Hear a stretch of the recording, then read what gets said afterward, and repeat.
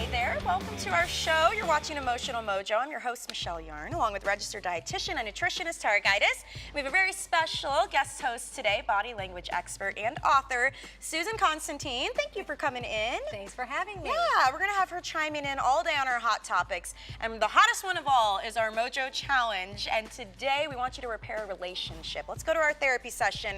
Mike needs some help repairing the relationship with his mother. He says, I love my mom very much, but she's constantly in my space. I'm 29 years old. She comes over to my apartment to cook and clean for me without asking.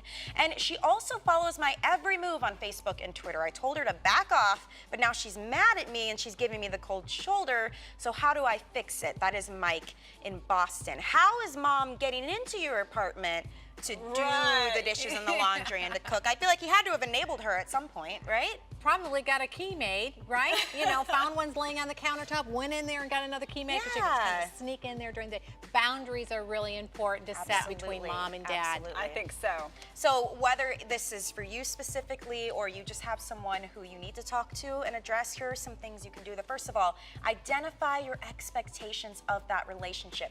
How is this relationship going to work? What do I expect you to do as a mom now that I'm an adult? Right. And how do you expect me to behave? That's what I was going to say, is your relationship with your parents change as you get older, and your children are now adult children, right? And so you have to mend and mold with those relationships as they get older and step back a little bit. But also, I think Mike has some responsibility to say, this is what I want from you. He's got to be able to stand forward, be a man, and, you know, hey, mom, let's set some boundaries. We don't have to have different opposing views, but we can still love each other, but just kind of like have my space. And they need to figure out what they can do to maintain this relationship. That's our second tip. So once you've laid out the rules here, how can you guys maintain this? Maybe you got to check in with each other every now and then. You know, how am I doing with this?